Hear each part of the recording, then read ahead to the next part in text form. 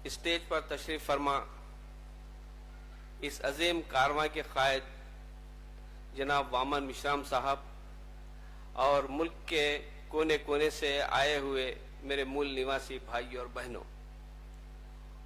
इस सत्र में जो दो मुद्दे मुसलमानों के लिए खास तौर से चर्चा के लिए रखे गए हैं, भारत के मुसलमानों को अपने दोस्त और दुश्मन की पहचान नहीं है। एक जालिम को मुतबादिल दूसरा जालिम नहीं हो सकता। इन दो जो इश्यूज हैं, इस इश्यूज का बुनियादी वजह मालूम करें हम, तो मुझे यह समझ में आता है कि मुसलमान इस देश के समाज को, इस देश में चलने वाली वर्ण व्यवस्था को, जात पात के निजाम को उन्होंने समझा नहीं और न समझने की कोशिश की। आपको ताज्जुब होगा, मोहम्मद बिन कासिम जब सिंध पर हमला करे और सिंध फतह हुआ, तो राजा दहीर का जो वजीर था सिलेंडर होकर मोहम्मद बिन कासिम के पास पहुंचा और उसने अपनी खिदमत पेश की। उन्होंने उसको एक्सेप्ट कर लिया। उसके बाद पहला कानून जो उन्होंने पास करवाया मोहम्मद बिन कासिम से, वहां के जाटों पर 4 किस्म की पाबंदियां आयद कराने का हुक्मनामा उन्होंने आयद करवाया। पहला, कोई जाट घोड़े पर सवारी नहीं कर सकता, अगर सवारी करना हो तो जीन का इस्तेमाल नहीं करेगा उसे, और वो असली तलवार नहीं रख सकता, लकड़ी की तलवार लेकर चलना पड़ेगा उसे, बरहाना पैर चलना पड़ेगा और अपने साथ कुत्तों को रखना पड़ेगा। इन पाबंदियों के साथ वो समाज में जा सकता है। ये मोहम्मद बिन कासिम सिंध फतह करे, बहुत खुशी की बात है, लेकिन फौरी वहां पर ब्राह्मण पहुंच गए। जो कल तक राजा दहीर का वजीर था, ये इनका सलाहकार बन गया और सलाहकार बनकर उन्होंने जाटों पर यह पाबंदी आयद की। और मोहम्मद बिन कासिम लिखता है, क्या ही बुरे लोग हैं ये। इस तरह की मानसिकता यहां के समाज के बारे में, शूद्रों के बारे में, अति शूद्रों के बारे में उन्होंने पैदा की और मुसलमानों ने इसको नहीं समझा। इसके बाद एक दूसरा वाकया मैं आपको बता के अपनी बात को आगे बढ़ाता हूं। जोश मलिहाबादी बहुत मशहूर शायर गुजरे हैं। वो आजादी के बाद एक गवर्नमेंट का पेपर निकलता था आजकल, उसके मुदीर थे वो। तो एक बार पंडित नेहरू से मिलने के लिए गए, तो पंडित नेहरू ने कहा कि जोश आजकल आप क्या कर रहे हैं? तो जोश ने कहा कि मैं आजकल जो पेपर निकलता है गवर्नमेंट का, इंफॉर्मेशन डिपार्टमेंट का जो पेपर निकलता है उर्दू में, मैं उसका एडिटर हूं। तो पंडित नेहरू ने कहा कि तुम अपने जो वजीर हैं पटेल, उनसे कभी मिलना चाहते हैं? तो उन्होंने कहा कि नहीं मिलना चाहता उनसे। तो पंडित नेहरू ने कहा कि कोई खास वजह? तो उन्होंने कहा कि उनका चेहरा मुजरिमों जैसा है, he has a criminal face, उनका चेहरा मुजरिमों जैसा, इसलिए मैं उनसे मिलना नहीं चाहता। तो पंडित नेहरू जोर से खैखा लगा के उसी वक्त फोन करके जोश मलिहाबादी की और सरदार पटेल की मुलाकात मुकर्रर कर दी। जब जोश मलिहाबादी सरदार पटेल से मिलने के लिए गए, तो सरदार पटेल लान में शाल ओढ़े हुए टहल रहे थे। जब जोश को देखा तो उन्होंने उनको गले से लगाया और कहा कि जोश, तुम जिस तरह मुंह पट्टे आदमी हो, फेस पे सही बात कहते हो, मैं भी उसी टाइप का आदमी हूं। मैं आपको बहुत पसंद करता हूं, इसलिए पसंद करता हूं कि आपके आबा व अजदाद आफंदी पठान है, लेकिन तुम जैसे मुसलमानों से मेरे को कोई प्रॉब्लम नहीं। मेरे को प्रॉब्लम उन मुसलमानों से है जो कल तक नीच जात के थे, शूद्र थे, चमार थे, लोहार थे, बढ़ाई थे। इस किस्म के नीच मुसलमान जो इस्लाम कबूल करे और वो आंखों में आंखें डालकर हमसे बात कर रहे हैं, असल फसादी यही लोग हैं, इनसे मुझे निफरत है।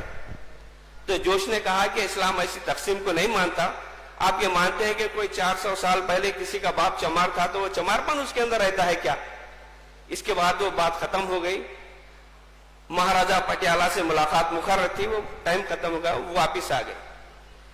तो ये दो वाकयात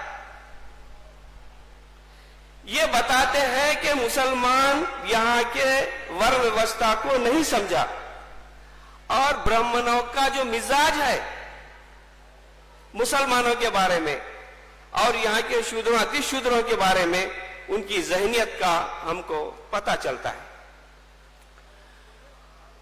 तो ब्राह्मणों ने वर्ण व्यवस्था बनाई, 4 वर्ण बनाए, ब्रह्मा क्षत्रिय वैश्य शूद्र बनाए और फिर शूद्रों में भी अति शूद्र बनाए। लेकिन एक 6ठा वर्ण भी उन्होंने बनाया जिससे मुसलमान बहुत सारे वाकिफ नहीं है। मुसलमानों को उन्होंने कहा मलिज है। मलिज का माना होता है कि नीच, फसादी, किसी बात को जल्दी एक्सेप्ट करने वाला नहीं। लेकिन ये लफ्ज उन्होंने मलिज का इस्तेमाल किया है, उनके ग्रंथों में भी मिलता है, मगर मुसलमान इस खुशफहमी में रहे कि हम यहां के राजा हैं, प्रशासन हमारे हाथ में है, देश हमारे कंट्रोल में है, हम मलिज कैसा हो सकते हैं। और उनकी जो जहनियत है मुसलमानों के बारे में आज भी वो आपको मलिजी समझते हैं, यानी शूद्र वर्ण में ही आपको रखते हैं।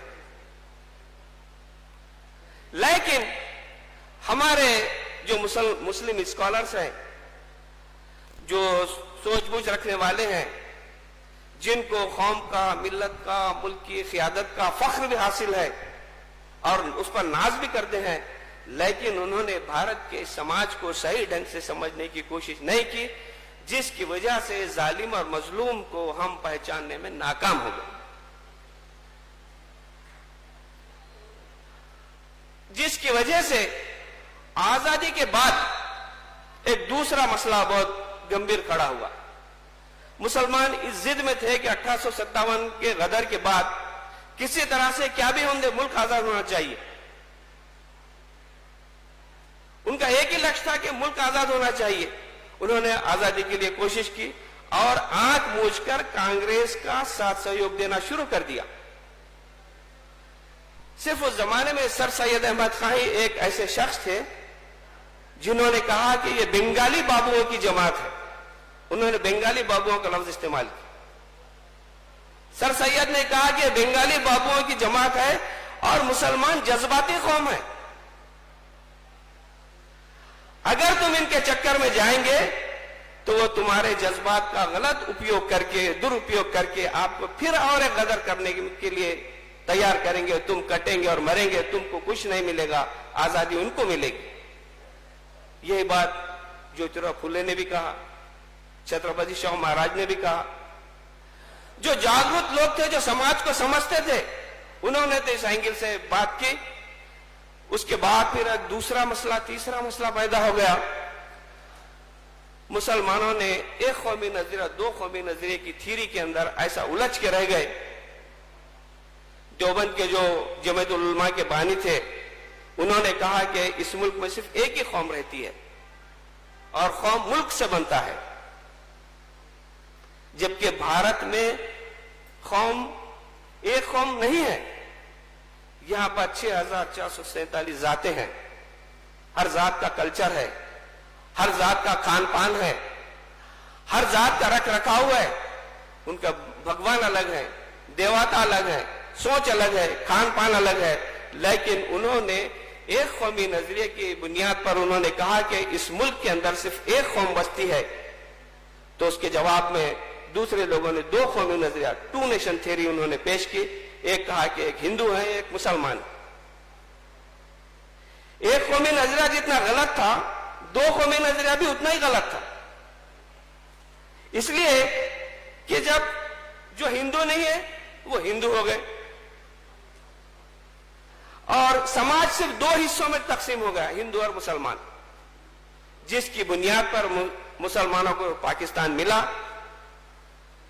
जो पाकिस्तान में चले गए वो तो उनका क्या हुआ हमको पता नहीं, लेकिन जो भारत में जो मुसलमान रह गए, इस नजरिए की बुनियाद पर वो फिर मलिज बनाकर रख दिए गए।